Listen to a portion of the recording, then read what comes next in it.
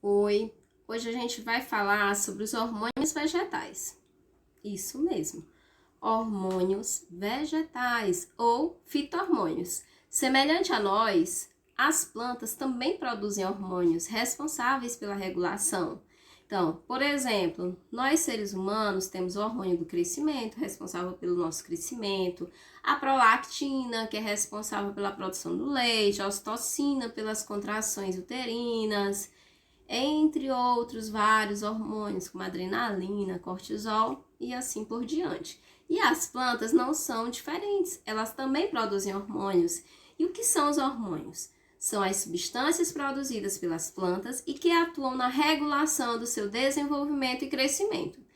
Os principais hormônios vegetais são 5: as auxinas, giberelinas, citocininas, etileno e o ácido abscíssico, certo? E a gente vai falar um pouco de cada um desses hormônios vegetais, também chamados de fito-hormônios. Então, as auxinas, elas são produzidas nas extremidades dos coleóptilos das gramíneas e nas pontas dos caules de diversas plantas. Então, estão aí nas gemas, certo? Que a gente vai ver aí na imagem. Como também são produzidos nos meristemas de folhas jovens, de frutos e de sementes. Só relembrando, meristemas aí são os tecidos embrionários. E a sua ação característica é o alongamento e expansão celular, promovendo o crescimento de raízes e caules. Porém, há aquele efeitozinho que tudo em excesso faz mal aqui nas plantas também. Em altas concentrações de auxinas, não vai haver esse alongamento celular, ele vai ser inibido, vai ser parado. E a auxina natural mais encontrada nos vegetais é o AIA, que é o ácido indolacético, certo? Vamos ver aqui na imagem para a gente visualizar como é que acontece esse processo aí.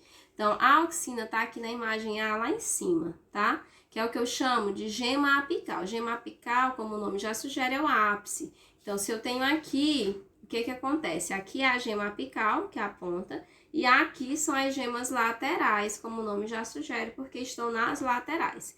Se eu quero que a minha planta cresça em altura, o que que acontece? Eu não corto aqui em cima, eu deixo a minha gema apical, porque assim eu vou ter a ação das auxinas que vão fazer esse alongamento celular e a minha planta vai crescer.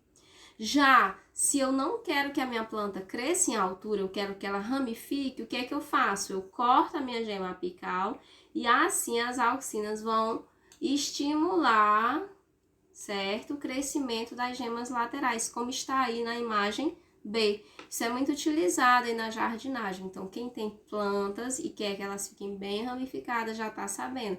Eu corto a gema apical. E se eu quero que ela fique grande, eu não corto a gema apical, porque assim eu vou ter a ação das auxinas na gema apical, tá?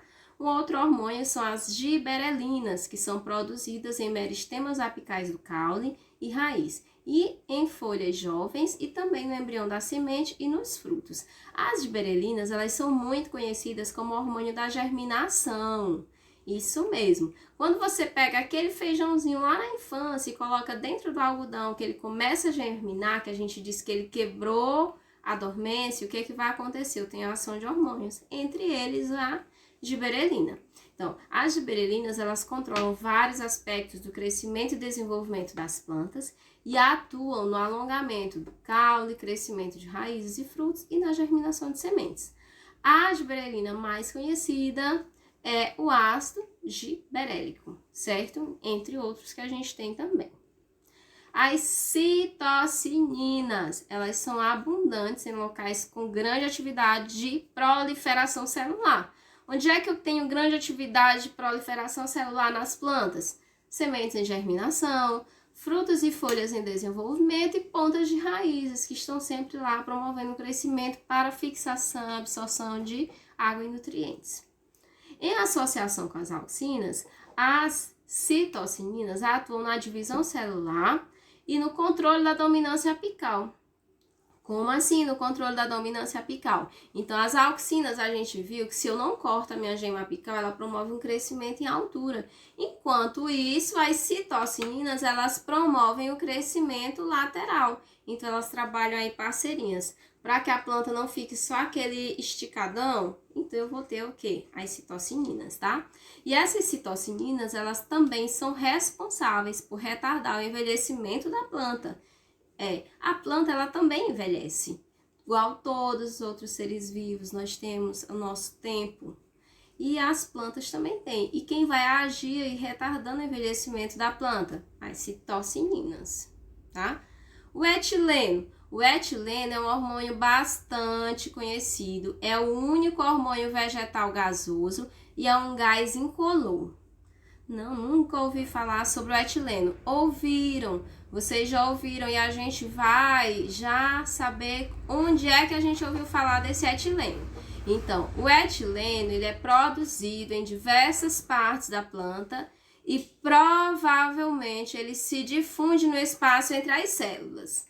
E a principal ação do etileno é induzir o amadurecimento dos frutos. Então, por exemplo, quando você pega aquela manga verde, certo? E coloca ela na geladeira, o que que acontece? Ela fica lá verde.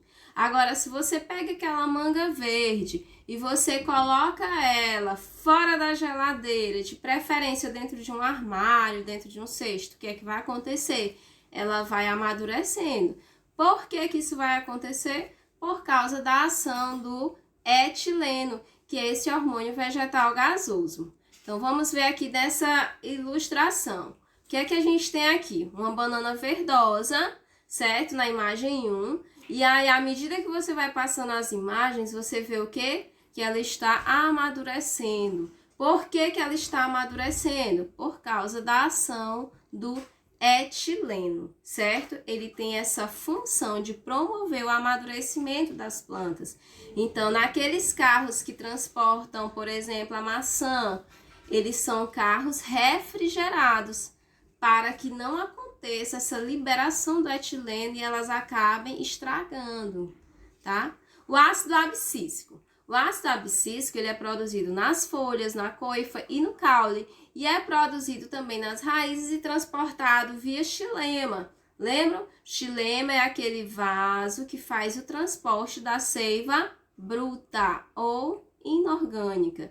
Ele é um inibidor do crescimento das plantas e é responsável pelo bloqueio do crescimento das plantas durante o inverno, que é um mecanismo de proteção delas. E ele também atua na dormência de sementes, impedindo que eles germinem de forma prematura. Então, já pensou? Você vai comprar o feijão, né? Aquele feijãozinho ensacado ou feijão lá no mercado e ele começa a germinar. Então, isso não vai acontecer. Por quê? Porque eu tenho a presença aí do ácido abscísico.